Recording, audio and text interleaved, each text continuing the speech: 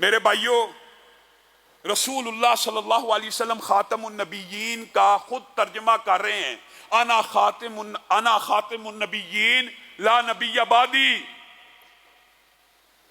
رسول اللہ صلی اللہ علیہ وسلم خود اپنے بارے میں کہہ رہے ہیں انا خاتم النبیین لا نبی بعدی۔ خاتم النبیین کی تشریح ایک مرزئی کر رہا ہے، ایک قادیانی کر رہا ہے کہ رسول اللہ کر رہے ہیں کہ اس کا مطلب یہ ہے کہ میرے بعد کوئی نبی نہیں، انا العاقب، میں عاقب ہوں۔ عاقب کا مطلب محدثین مفسرین اجماع امت کیا، سب سے آخر میں آنے والے ہیں۔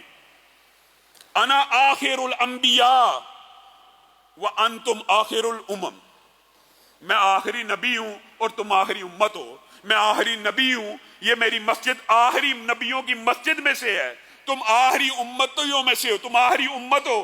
تم آئے تو آخر میں ہو، لیکن انشاءاللہ جنت میں سب سے پہلے جاؤ گے، لیکن جہنم کا افتتاح بھی پھر اسی امت سے ہوگا، یہ بھی ڈرنے کی بات ہے۔ اور نبی کریم صلی اللہ علیہ وسلم نے جو اپنی فضائل بیان کیا ان میں سے ایک یہ ہے کہ میں آخری نبی ہوں اور میرے بعد کوئی نبی نہیں۔ آپ نے قرآن پاک کا عام فہم جائزہ لینا ہے۔ جب بھی کوئی نبی نبوت کا اعلان کرتا ہے، دعوی نبوت نبی جو کرتے ہیں قرآن پاک میں، جہاں جہاں پہ بھی وہ واقعہ ہے کہ فلاں نبی نے یہ کہا کہ میں تمہاری طرف نبی بنا کے بھیجا گیا ہوں، آپ نے ان الفاظ کا جائزہ لینا ہے۔ ہر نبی نے کیا کہا؟ کسی نے کہا اے میری قوم میں تمہاری طرف نبی بنا کے بھیجا ہوں، اے بنی اسرائیل میں تمہاری طرف نبی بنا کے بھیجا ہوں، اے اہل مدین میں تمہاری طرف یا علاقے کا نام لیا یا قوم کا نام لیا یا اپنے کنبے اور قبیلے کا نام لیا۔ لیکن جب رسول اللہ صلی اللہ علیہ وسلم کی باری آئی، اللہ تعالیٰ نے رسول اللہ کو جس اسلوب کا حکم دیا، یہ خود ختم نبوت کی سب سے بڑی دلیل ہے۔ قل یا ایھا الناس، قل یا ایھا الناس،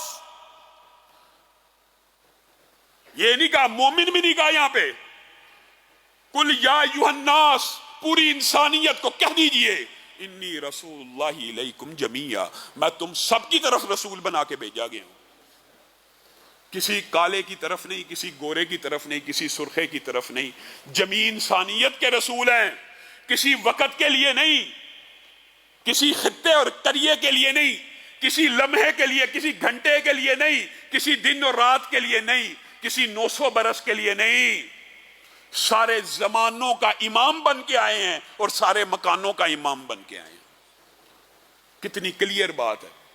رسول اللہ صلی اللہ علیہ وسلم کے بعد نبوت کا سوچنا، نبوت کا دعویٰ کرنا، رسول اللہ صلی اللہ علیہ وسلم نے جہاں پہ بھی اشکال پیدا ہونے کا خطرہ تھا وہاں سے بھی اشکال دور کر دیا کہ کسی کے ذہن میں اشکال نہ آ جائے۔ آپ کو پتہ ہے غزوہ تبوک کا مشہور واقعہ، حضرت علی کو چھوڑ دیا، حضرت علی کو مدینہ کے لوگ کہنے لگے ہاں میں مفہوماً آپ کے سامنے رکھتا ہوں، اچھا سفر بڑا مشکل ہے، سفر بڑا لمبا ہے، گرمی بڑی زیادہ ہے، ہاں یہ سفر تو ہر ایک کے بس کی بات نہیں ہے۔ حضرت علی کے کلیجے کو چوٹ پہنچی کہ یہ منافقین کیا باتیں کر رہے ہیں۔ حضرت علی تیزی سے رسول اللہ صلی اللہ علیہ وسلم کے پیچھے چل دی اور جا کے کہا یہ لوگ یہ باتیں کرتے ہیں، میں بزدل ہوں کوئی، میں کوئی ڈرتا ہوں؟ جنگ سے لوگ کہہ رہے ہیں کہ یہ آپ کو اس لیے چھوڑ گئے ہیں۔ رسول اللہ صلی اللہ علیہ وسلم مسکرانا شروع ہو گئے، کہنے لگے اما ترضی ان تکون منی بمنزلۃ ہارون من موسیٰ، اے علی تو اس بات پہ راضی نہیں ہے کہ تیرا وہ مقام ہو، تجھے میں اپنا نائب بنا کے اس طرح چھوڑ کے جا رہا ہوں جس طرح موسیٰ کوہ طور پہ گئے تھے تو کس کو نائب بنا کے گئے تھے؟ ہارون کو۔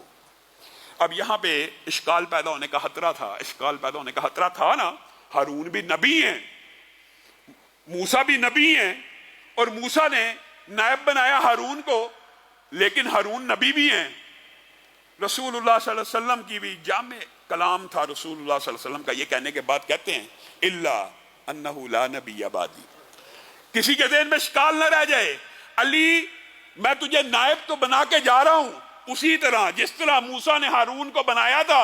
ہارون کیا بزدل تھے؟ معاذ اللہ، بزدلی کی بات نہیں ہے علی، تجھے نائب بنا کے جا رہا ہوں، یہاں پہ بھی کچھ کمزور ہیں، ضعیف ہیں، ان کی حفاظت کتنے کرنی ہے، تجھے نائب بنا کے جا رہا ہوں، الا انہ لا نبی بعدی، لیکن یہ بات یاد رکھیں علی کہ میرے بعد نبی کوئی نہیں۔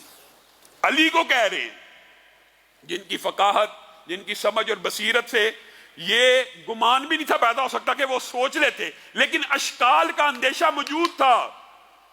کسی کے ذہن میں اشکال آ جاتا، کسی کے ذہن میں آ سکتا. اور یہاں پہ آپ کو پتا ہے اس حدیث کے تحت یہاں پہ ایک ہمارے روافظ کا ایک گروہ موجود ہے جو کہتا ہے یہ جی رسول اللہ صلی اللہ علیہ وسلم نے نیابت دے دی تھی. یہ بھی جہالت کی ایک انتہا ہے. اگر یہاں پہ نیابت کلی طور پہ دی گئی ہے تو آپ نے آج کے بعد ان سے یہ سوال پوچھنا ہے، نیابت اور خلافت ان دونوں میں کچھ فرق ہوتا ہے کہ نہیں؟ آپ ان سے یہ سوال پوچھ لیجئے. ہم یہ مانتے ہیں رسول اللہ صلی اللہ علیہ وسلم نے ان کو نائب بنایا، لیکن اس نیابت سے مراد کیا خلافت ہے؟ اگر تو مراد خلافت ہے موسیٰ اور ہارون کے جملے کی وجہ سے تو سن لیجئے، آپ بھی سن لیجئے، یاد رکھیے ہارون موسیٰ کی زندگی میں فوت ہو گئے، خلیفہ نہیں تھے بنے. ہارون موسیٰ کی زندگی میں فوت ہو گئے. تو اس سے مراد یہ ہے کہ رسول اللہ صلی اللہ علیہ وسلم نے ان کو اس وقت نائب بنایا تھا، لیکن خلافت کی یہ حدیث نہیں ہے. خیر یہ تو بات ضمنی طور پہ آئی ہے.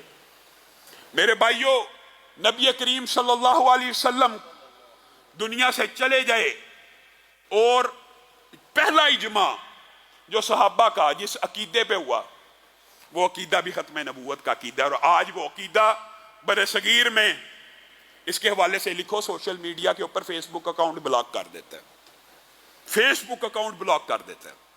بڑے بڑوں کو بڑی تکلیف ہوتی ہے. یہ اسلام کا بنیادی عقیدہ ہے، بنیاد ہے کہ رسول اللہ کے بعد نبی نہیں آ سکتا، وحی نہیں آ سکتی. یہ بنیادی عقیدہ ہے. یہ بھی آج ہمیں بچوں کو پڑھانے کی ضرورت ہے کیونکہ آج ہمارے حکمران ایسے ہیں جن کے منہ سے خاتم النبیین لفظ صحیح نہیں نکلتا.